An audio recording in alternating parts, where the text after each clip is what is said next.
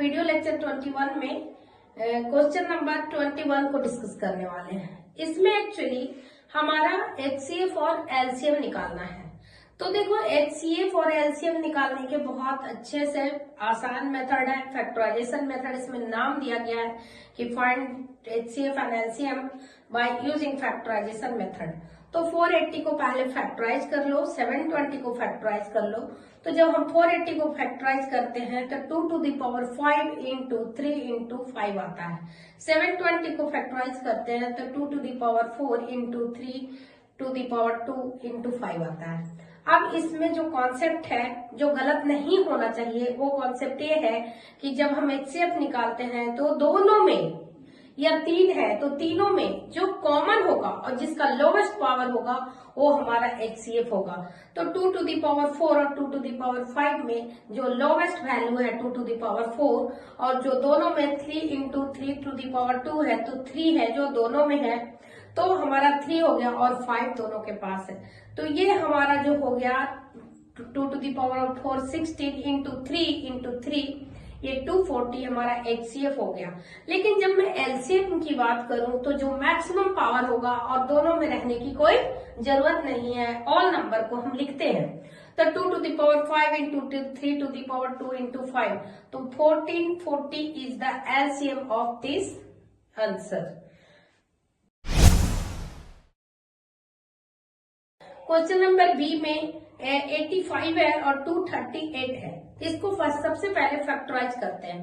तो 85 का factor 17 into 5 है और 213 का 8 का पहले 2 से किया तो 119 आया, फिर 7 से किया तो 17 आया।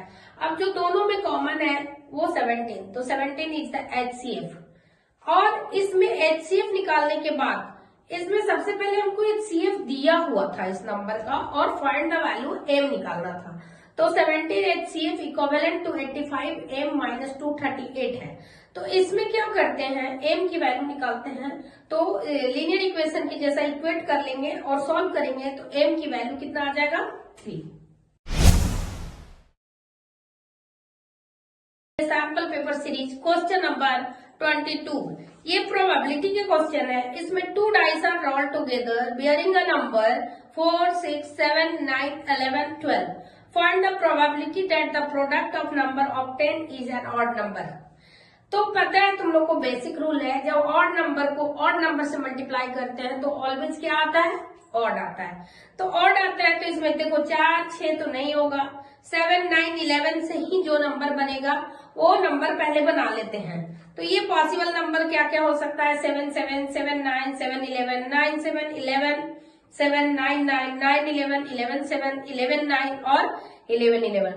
टोटल जो पॉसिबल आउटकम्स आया वो 9 आया और टोटल 6 है तो कितने पेयर बनेंगे, 36 सैंपल स्पेस होंगे। तो 9/36 होगा तो हमारा प्रोबेबिलिटी कितना आ जाएगा 1/4। बस बच्चों please like and subscribe my channel. I hope so ये वीडियो बहुत ही इंफॉर्मेटिव है, तुम लोगों को हेल्पफुल हो सकता है। क्वेश्चन ये है कि how many positive 3 digit integer have the 100 digit 8 and unit digit 5। Find the probability of selecting one such number out of all 3 digit number. तो देखो 3 डिजिट नंबर सिलेक्ट करने के लिए सबसे पहले हमारा यूनिट प्लेस पे 8 होना चाहिए और लिस्ट 100 प्लेस पे 5 होना चाहिए। हाउ मेनी 100 डिजिट 8, सॉरी उल्टा मैंने बोल दिया, सॉरी 100 पे क्या होना चाहिए 8 होना चाहिए, 100 डिजिट 8 होना चाहिए और यूनिट डिजिट क्या होना चाहिए 5 होना चाहिए। तो सबसे पहले फिक्स कर लेते हैं नंबर क्या क्या पॉसिबल हो सकता है। 805 हो सकता है, 815 हो सकता है, 825 हो सकता है, इस तरह से 895 तक जा सकता है, इसके ज्यादा तो आएगा नहीं। तो नंबर ऑफ फेवरेबल आउटकम्स हो गया कितने 10 हो गए और सिलेक्टिंग वन सच नंबर है कितने में से, टोटल 900 में से। तो 9 मतलब कर सकते हो 10/900 तो 1/90 is the probability, possible probability of this number. 23 question जो है किससे है हमारा, ट्रिगोनोमेट्री से। तो 2 sin square 60 minus tan square 30 divided by sec square 45 है।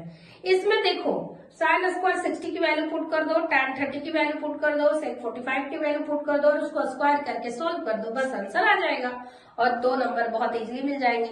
तो sin 60 का वैल्यू कितनी होती है √3/2 और tan 30 की वैल्यू कितनी होती है 1/√3 और sec 45 की वैल्यू कितनी होती है √2। तो 2 इंटू √3/2 का स्क्वायर 3/4 हो जाएगा माइनस 1/3 हो जाएगा बाई 2 हो जाएगा। तो 2/3 और 2 इंटू 3/4 इसको कट कर दो तो 3/2 माइनस 1/3/2। एलसीएम ले लिया 6, 3 3 जा 9 माइनस 2/6 तो ये आ जाएगा 7/12। That's all. Please like and subscribe my channel. Like share and subscribe बच्चों प्लीज। आप लोगों से बहुत उम्मीद है कि हमारा वीडियो तुम लोगों को पसंद आ रहा होगा और तुम लोग हमारे वीडियो को लाइक करोगे, शेयर करोगे और सब्सक्राइब करोगे। Question number 24। Find the point on x-axis which is at a distance of √41 unit from the point 8 minus 5। तो यहाँ पे एक डिस्टेंस फॉर्मूला लगेगा। डिस्टेंस फॉर्मूला क्या है, यहाँ एक्स एक्सिस से बोला है, इट मीन वाई एक्सिस क्या होगा 0 होगा। तो एक कोऑर्डिनेट तो x, 0 होगा, दूसरा कोऑर्डिनेट जो होगा 8, -5 होगा और इनके बीच का डिस्टेंस 41 है। अब डिस्टेंस फॉर्मूला लगा लो तो कितना होगा x - 8 प्लस 0 - 5 का होल स्क्वायर अंडर कर दो। अब 41 का स्क्वायर दोनों तरफ स्क्वायरिंग बहुत सेट कर देते हैं तो 41 x - 8 का स्क्वायर प्लस 25। अब a - b का होल स्क्वायर ब्रेक कर दो तो 41 - 25 तो ये कितना हो जाएगा 60। 6 - 8 था उसको स्क्वायर रूट कर दो तो प्लस -4 आ जाएगा। तो x - 8 इसको सॉल्व करो, एक बार प्लस लो तो x = 4, एक बार माइनस लो तो x = 4 आएगा। तो इस तरह से दो पॉइंट्स पॉसिबल है जिनका डिस्टेंस √41 हो सकता है। 1, 4, 0 है और 12, 0 है। तो ये दोनों आंसर को अच्छे से प्रॉपर राइट डाउन करना है। That's all. Question number 25। इसमें एक्चुअली एक पॉइंट ए है, बी है और सी है और ये all 3 are the vertices of the triangle और शो करना है कि आइसोसेलेस ट्रायंगल है। तो आइसोसेलेस ट्रायंगल के लिए क्या करना पड़ता है, अगर एनी 2 साइड्स इक्वल हो गए तो आइसोसेलेस हो गया। तो हमने सारे पॉइंट्स को पहले एक नंबर या ग्राफ पे उसको रिप्रेजेंट कर दो और A B, A C, B C सारे पॉइंट्स को निकाल लो और अगर 2 साइड्स इक्वल आ जाते हैं तो हम शो कर दिए कि ये क्या है आइसोसेलेस। तो सबसे पहले हमने a पॉइंट 3, 0 लिया है, b, -5, 6 लिया है, c 9, 8 लिया है। यहाँ से हम ac निकालते हैं 3 प्लस 5 का होल स्क्वायर 0 - 6 का होल स्क्वायर तो ये 64 प्लस 36 आता है जो √100 के बराबर है 10 आ गया। फिर हमने ab निकाला, ac के बाद हमने ab निकाला तो ab निकाला तो 9 - 3 का स्क्वायर प्लस 8 - 0 का होल स्क्वायर √। तो ये भी 36 प्लस 64 हो गया दैट इज 100। इट मीन्स 10 आ गया। तो इट मीन्स बीसी निकालने की जरूरत भी नहीं है, अगर निकाल सकते हो अगर टाइम है आपके पास, लेकिन एग्जाम में इतना टाइम बचता नहीं है तो हम लिख सकते हैं कि hence here AB = AC so hence proved isosceles triangle.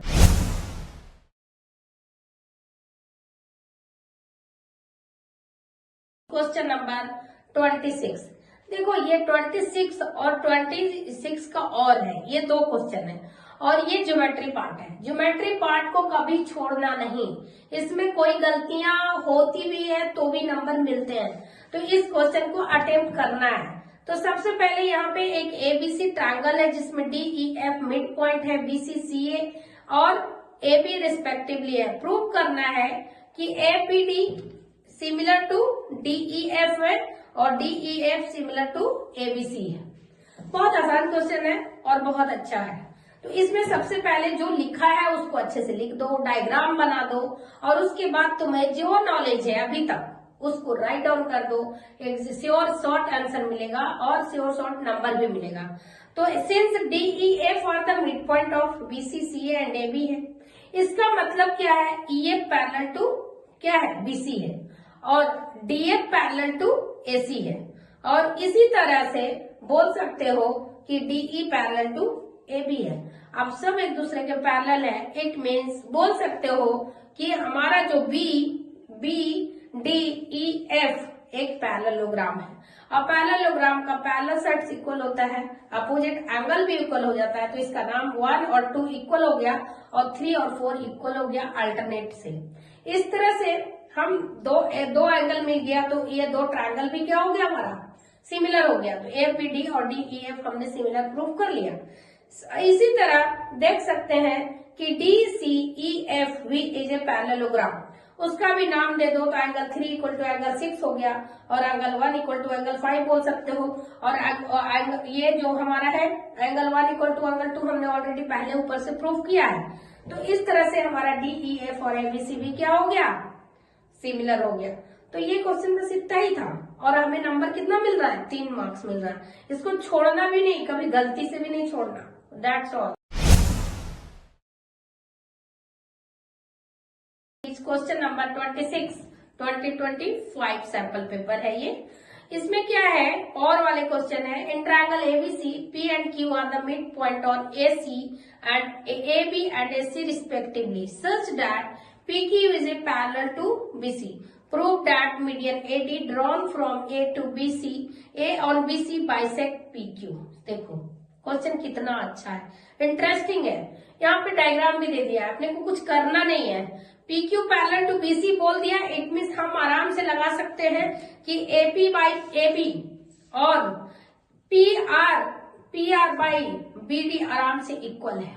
ठीक है, अब इसमें से ट्रायंगल AQR को ले लो और ट्रायंगल ACD को लो, तो इसमें भी हम AQ बाई AC और RQ बाई DC लिख सकते हैं। और अब बताओ, एक और हम आराम से लिख सकते हैं AP by AB equal to AQ by AC। तो इक्वेशन 1, 2 और 3 को जब यूज करते हैं तो यहाँ पे क्या आ जाएगा, AP और AP इक्वल हो गया, मतलब PR by BD equal to RQ by DC हो जाएगा। और BD इक्वल टू हमारा क्या दिया हुआ है, DC इक्वल दिया हुआ है, क्योंकि वो मिड पॉइंट दिया हुआ था। तो हम यूज कर सकते हैं आराम से। तो इस तरह से PR equal to RQ proof हो गया। इट मीन्स AD बाइसेक्ट करता है किसको, PQ को। हेंस प्रूफ हो गया। कितना अच्छा क्वेश्चन था, कुछ नहीं था इस क्वेश्चन में, बस बेसिक तुम लोग को बाइसेक्ट का मीनिंग समझ में आता हो। और छोटे मोटे जो रेशियोज है, हमारे थ्योरम नंबर 1 है पिवटी थ्योरम, उसको भी अगर तुम लोग को पता है तो ये क्वेश्चन को हम आराम से कर सकते हैं। क्वेश्चन नंबर 27 को डिस्कस करेंगे और ये क्वेश्चन किसका है, हमारा लीनियर इक्वेशन का है। तो सबसे पहले देखो, ये इक्वेशन लिखने का है, तुम्हें जैसा एक वेरिएबल यूज कर सकते हो, 2 वेरिएबल यूज कर सकते हो, किसी में गलत नहीं होगा। तो यहाँ पे 2 नंबर की बात किया तो हमने 2 वेरिएबल, तुम लोग को इक्वेशन आता है सॉल्व करने 10th स्टैंडर्ड में हो तो मैंने सोचा x plus Y equal to 18 use कर लिया। और रेसिप्रोकल का मतलब क्या होता है, उल्टा, तो 1 by X plus 1 by Y, उनका जो सम है वो 9 बाई 14 कर लिया। अब क्या करना है, तो y को x में कन्वर्ट कर लो, तो 18 माइनस वाई कर लिया, या x को y में कर लो, एज योर चॉइस। तो x की जगह पे मैंने 18 माइनस वाई पुट कर दिया और बाई वाई। एलसीएम लेते हैं, सॉल्व करते हैं, तो क्रॉस मल्टीप्लाई करते हैं, करने के बाद y into 18 minus Y equal to 80 आया। इसको सॉल्व किया, Y square minus 18y plus 80 ले लिया, उसको फैक्टराइज करते हैं तो y माइनस 8 वाई माइनस 10, यानी y की वैल्यू एक 10 आता है और y की वैल्यू एक 8 आता है। ये अब इसको इक्वेशन में पुट करते हैं, y की वैल्यू 8 तो x की वैल्यू 10 आएगा और x की वैल्यू 8 आएगा। तो इस तरह से हमारा जो है 2 नंबर्स आर 8 and 10। प्लीज बच्चों like and subscribe my channel. ये क्वेश्चन नंबर, ये भी कितने नंबर का क्वेश्चन था, 3 मार्क्स का क्वेश्चन था और बहुत आसान क्वेश्चन है। और इसको बस थोड़ा सा पेशेंटली और अच्छे से फैक्टराइजेशन पे ध्यान देना, इक्वेशन लिखने पे ध्यान देना, तो बहुत अच्छे से ये क्वेश्चन को कवर अप किया जा सकता है। Question number 28। इस क्वेश्चन में एक दिया हुआ है 6x square minus 5x plus 1, then quadratic equation बनाना है अल्फा स्क्वायर और बीटा स्क्वायर के फॉर्म में। तो देखो alpha plus beta minus B by होता है, तो वैल्यू पुट कर दिया तो 5/6 हो गया, और alpha into beta C by A होता है तो 1/6 हो गया। अब यहाँ पे अल्फा स्क्वायर और बीटा स्क्वायर को यूज करना है, तो alpha square plus beta square का जो फॉर्मूला होता है अल्फा प्लस बीटा का whole square minus 2 alpha into beta. अब अल्फा प्लस बीटा 5/6 का square minus 2 alpha into beta 1/6, तो 25/36 माइनस 2/6, 36 एलसीएम लिया तो 25 माइनस 12, ये 13/36 आ गया। इस तरह से alpha square into beta square निकालेंगे तो 1/6 का स्क्वायर 1/36। अब इक्वेशन लिखते हैं जो हमारा क्वाड्रेटिक पोलिनोमियल का इक्वेशन है, X square minus alpha square plus beta square का bracket X plus alpha square into beta square, X square minus 13/36 X plus 1/36, LCM ले लिया तो 36 X square minus 13 X plus 1 आ गया। तो इस तरह से ये क्वेश्चन सॉल्व हो गया और ये 3 नंबर का क्वेश्चन है और बहुत ही अच्छा क्वेश्चन है। प्लीज बच्चों like and subscribe my channel. All the best for your exam. Please prepare best or give your best. All the best.